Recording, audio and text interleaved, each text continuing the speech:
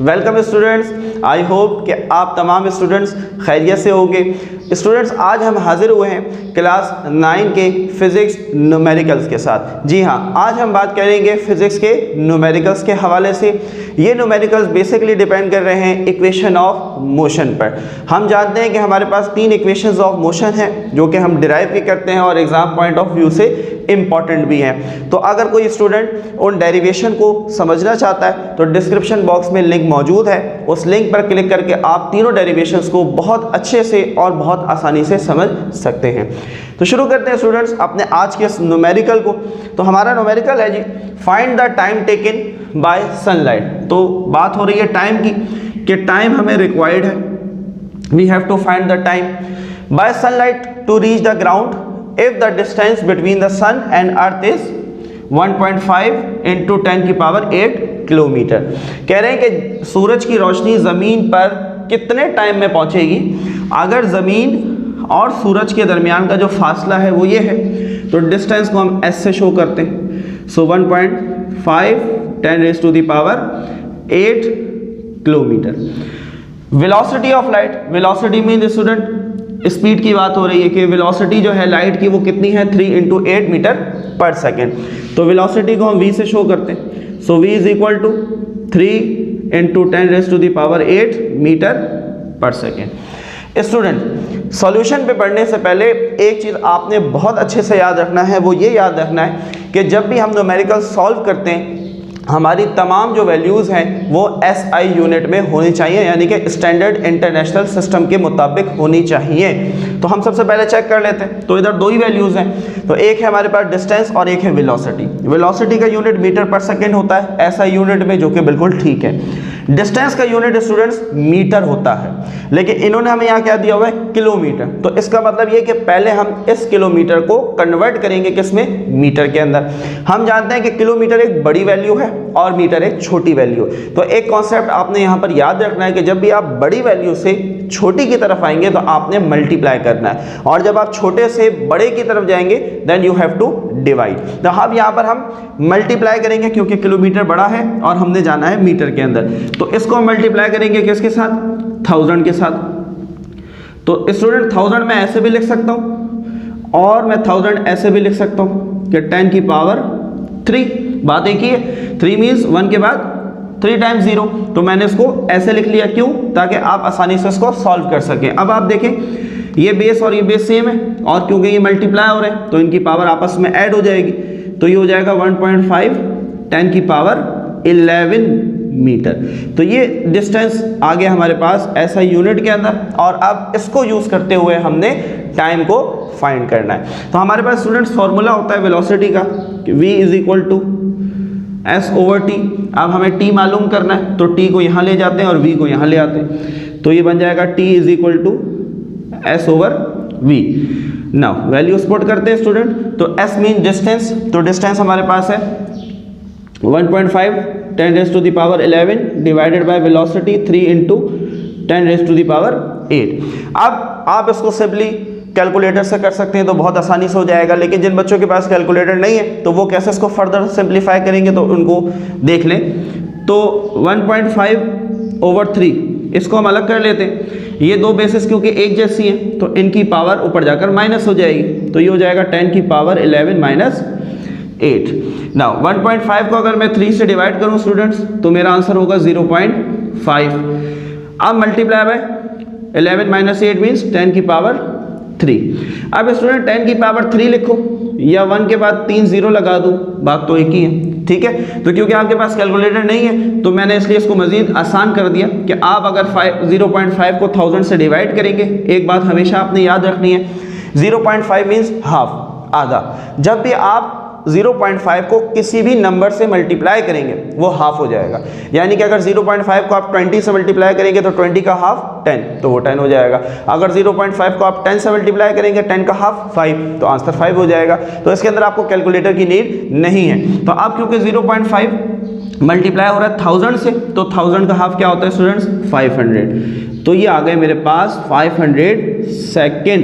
कि सूरज की रोशनी को ज़मीन पर पहुंचने के लिए 500 सेकंड्स रिक्वायर्ड हैं।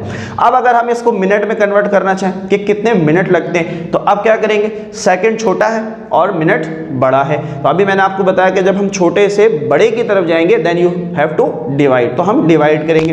अब डिवाइड करेंगे किससे, तो स्टूडेंट्स ये आपने थोड़ा सा याद कर लेना है।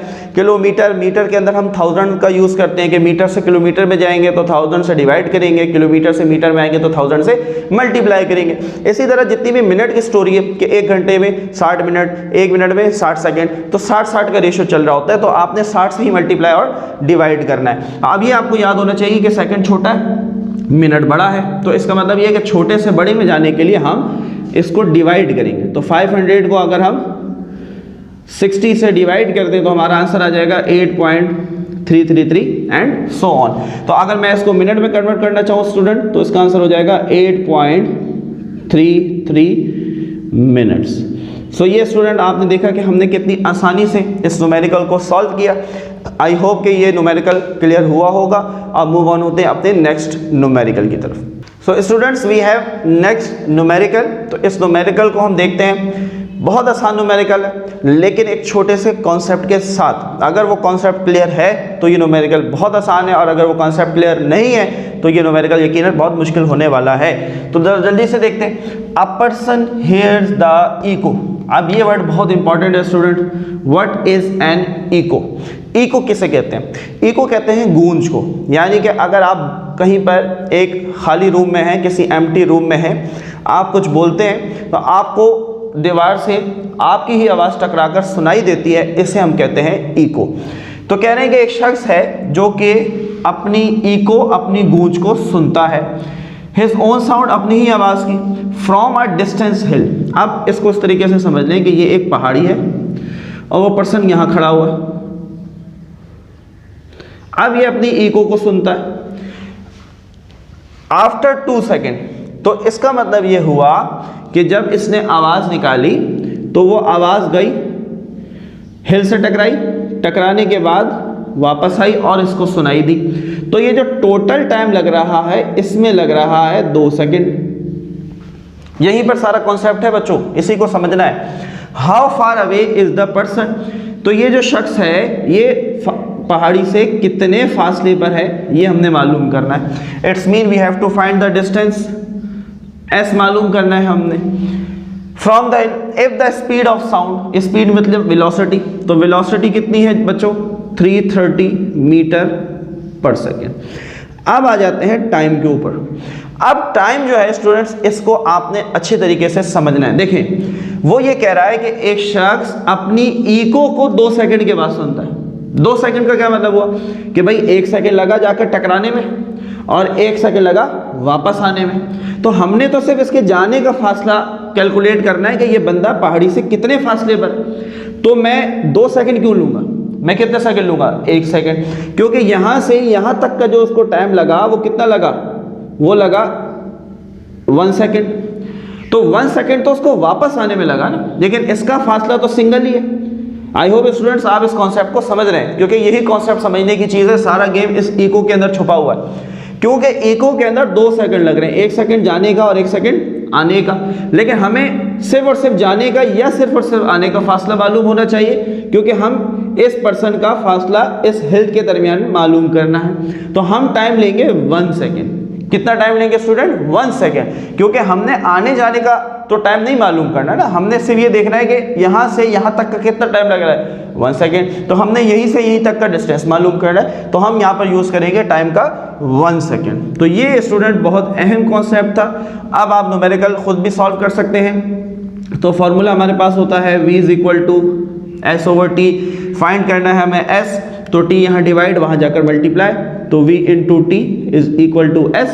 s बराबर हो जाएगा v × t के, सीधा करके लिख दिया। तो s बराबर हुआ v कितना? 330 और टाइम कितना? 1 सेकेंड। तो हमारे पास आंसर क्या आया? 330 मीटर। तो वो इतने फासले पर हिल से मौजूद है। तो आई होप बच्चों ये कॉन्सेप्ट आप सबको क्लियर हुआ होगा। जल्दी से मूव ऑन होते हैं अपने नेक्स्ट न्यूमेरिकल की तरफ। स्टूडेंट्स, नेक्स्ट न्यूमेरिकल हमारे सामने मौजूद है, ज़रा जल्दी से इसे देखते हैं और इसे सॉल्व करने की कोशिश करते हैं। A car moving with a velocity of 36 kilometre per hour is brought to rest. अब इनिशियल और फाइनल वेलोसिटी का कॉन्सेप्ट आपको क्लियर होना चाहिए। जब भी किसी ऑब्जेक्ट को हम पहली नज़र में देखते हैं वो होती है उसकी इनिशियल वेलोसिटी, चाहे वो रुका हुआ है चाहे वो चल रहा है, आइदर वो रेस्ट में है या वो हमारे सामने किसी भी मूविंग स्टेट के अंदर है, तो वो कहलाएगी उसकी इनिशियल वेलोसिटी।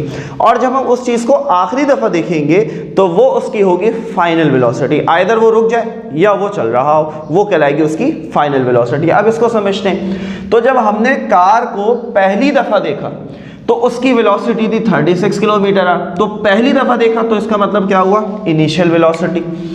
तो इनिशियल वेलोसिटी कितनी हुई students, 36 kilometre per hour is brought to rest. Rest का मतलब क्या होता है स्टूडेंट्स फिजिक्स के अंदर, कि वो चीज़ रुक गई।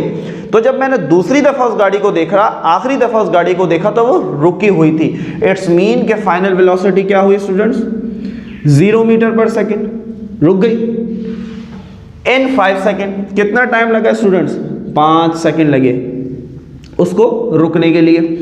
Calculate its deceleration. यहाँ पर बच्चे बहुत सारे कंफ्यूज होते हैं। तो डीसेलेरेशन बेटा एक्सेलरेशन को ही कहा जाता है, बस फर्क ये है कि डीसेलेरेशन का आंसर हमेशा माइनस के अंदर होगा। क्लास 9 के लेवल पे आपने इस चीज़ को याद रखना है कि डीसेलेरेशन और एक्सेलरेशन बेसिकली एक ही चीज़ होती है। सिर्फ फर्क ये होता है कि एक्सेलरेशन के अंदर कोई जो गाड़ी है उसकी चेंज इन वेलोसिटी पॉजिटिव होती है, यानी कि उसकी इनिशियल वेलोसिटी कम होगी और फाइनल बड़ी होगी, जबकि डीसेलेरेशन में उल्टा होता है कि इनिशियल वेलोसिटी बड़ी होती है और फाइनल क्या होती है, छोटी। तो इसी वजह से हमारा आंसर माइनस में आएगा। तो अब हम इसको देखते हैं। तो सबसे पहले स्टूडेंट्स हमने देखा टाइम सेकंड में होना चाहिए, फाइनल वेलोसिटी मीटर पर सेकंड, नहीं, यहाँ पर हमने देखा कि initial velocity 36 kilometre per our है, तो वेलोसिटी किस में होनी चाहिए स्टूडेंट, मीटर पर सेकंड में होनी चाहिए।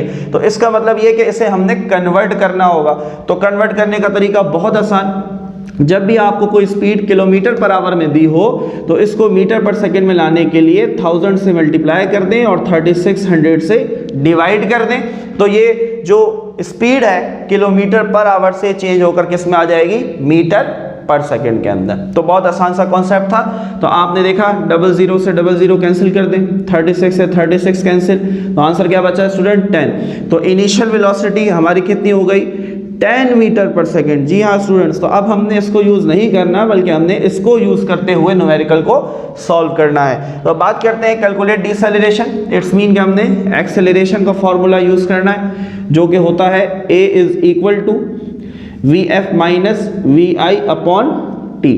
हमेशा याद रखें जब भी इनिशियल वेलोसिटी फाइनल से बड़ी हो जाएगी तो आंसर हमेशा माइनस में आएगा, और उसी को हम कहते हैं डीसेलेरेशन। जैसा कि अब हम सॉल्व करते हैं, तो acceleration is equal to VF कितना स्टूडेंट्स, तो VF 0 माइनस VI कितना 10 मीटर पर second, now divided by time, time कितना बच्चों 5।